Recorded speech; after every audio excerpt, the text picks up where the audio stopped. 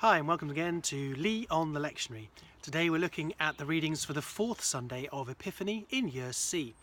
And those readings are Ezekiel chapter 43 verse 27 through to chapter 44 verse 4, 1 Corinthians 13 and Luke 2 verses 22 to 40.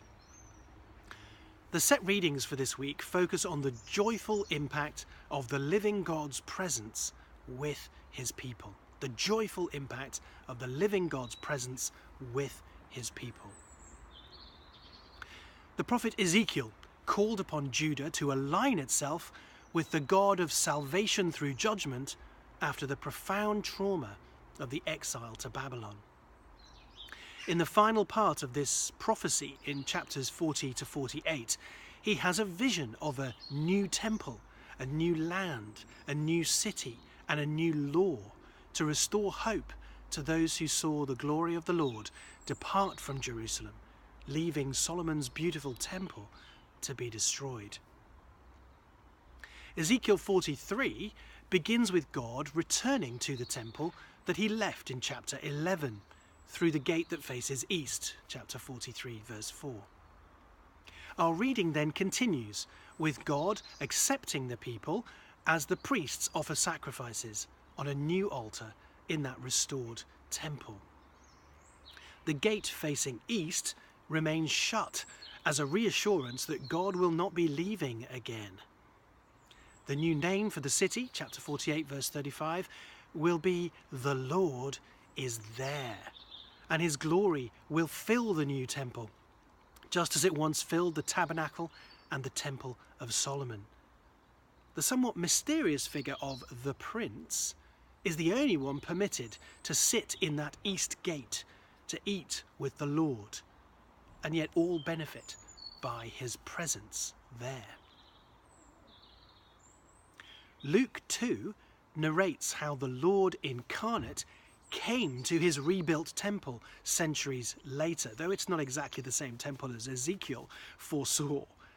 More than once, Luke tells us what happened here was in fulfillment of the law of the Lord, as Jesus is presented in the temple as God's holy firstborn son, and a sacrifice is offered.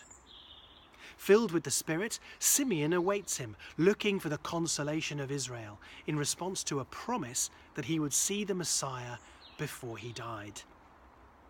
Prompted by the Spirit to enter the temple, when Jesus and his parents arrive, he praises God in the words of what we call the Nunc Dimittis, Latin for now dismiss, the first two words of Simeon's song.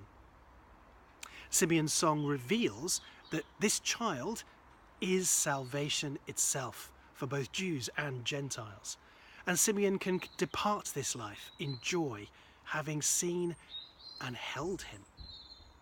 As Matthew Henry puts it, how poor does this world look to one that has Christ in his arms and salvation in his view. He also has a prophecy for Mary that Jesus will shake up Israel and be greatly opposed and also cause her great maternal suffering. Also led by the Spirit, the prophetess Anna bore witness that Jesus would redeem Jerusalem, that holy city, as seen by Ezekiel.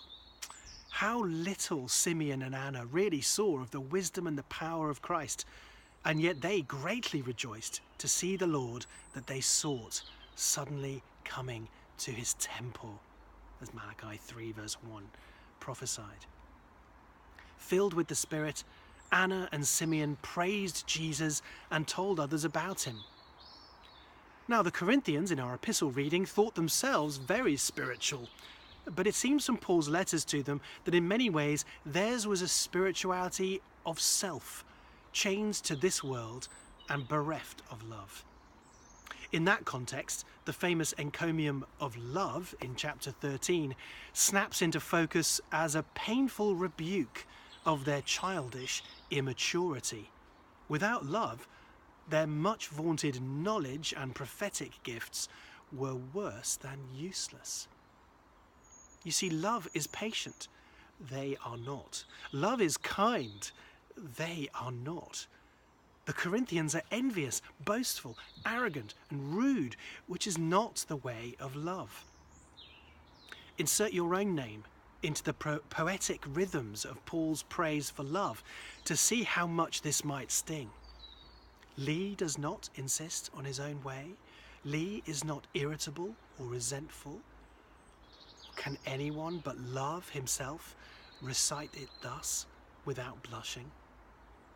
Whatever we think we know, we only know in part and have no reason to be puffed up. But one day, when we see him, we will rejoice forever in his presence.